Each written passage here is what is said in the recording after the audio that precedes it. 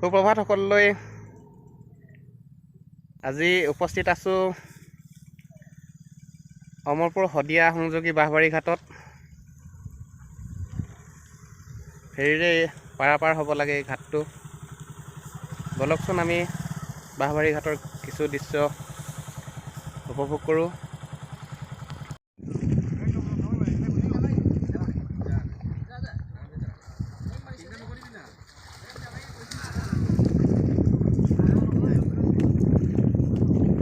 কি সুন্দৰ পৰিৱেশ। পাৰাপাৰ নথকা পানীতে বাইক নমাব লগা হৈছে। পানীতে ছাৰ বাইক নমাব লগা হৈছে আৰু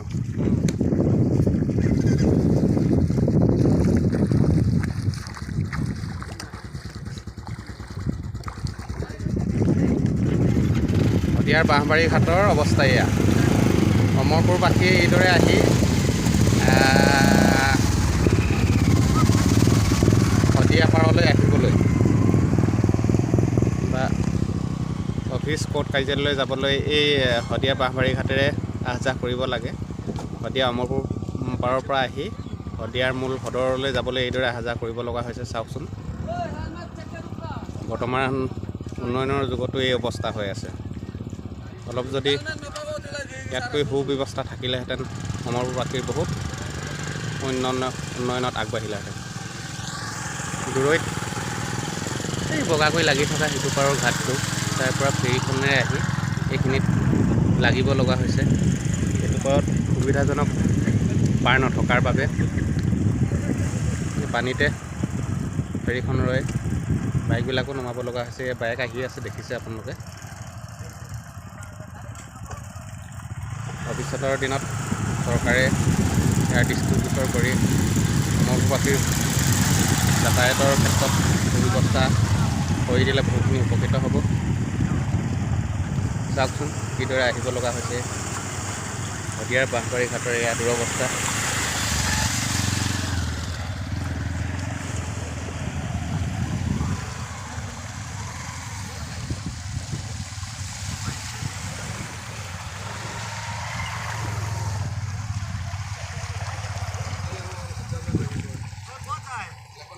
ঐ গৈ আহোঁ এইফালে। আমি নাৱত উঠিলোহি এই বাঁহবাৰী ঘাটত। অমৰপুৰলৈ যাবলৈ ফেৰীত উঠিছোঁ আৰু সিটো পাৰলৈ যাম। বলকচোন গৈ থাকোঁ সিটো পাৰলৈ এডভেঞ্চাৰ হৈ।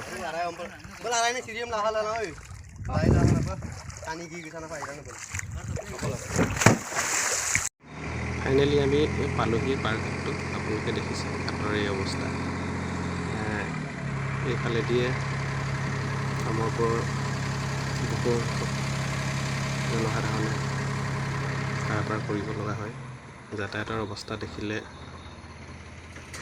চিন্তা কৰিবলগীয়া বিষয় হৈ পৰিছে। দেখিছে এই কাষত খৰস্ৰোতা দিবাং নদী।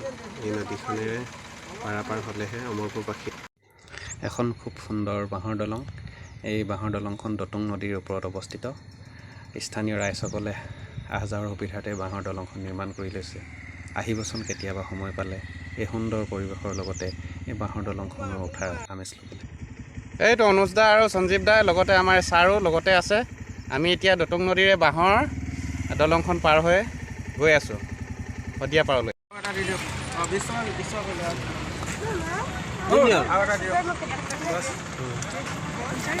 আমাৰ লোকেল বন্ধুৱে মানে এয়া মেজিকতে আহি কিনে আৰু চব্জিখিনি বিক্ৰী কৰিছে যে, তাকে আৰু ৰাইজে ল'ব পাৰে একদম নেচাৰেলি আৰু প্ৰাকৃতিকভাৱে। কোনো দৰং খাৰু পেটীয়াৰ পৰা নহয়, আমাৰ শদিয়াতে উৎপাদিত বস্তু। এইখিনি খাই ৰাইজেও ভাল পাব। আহক ইয়ালৈ মেডিকেল চাৰিআলিলৈ।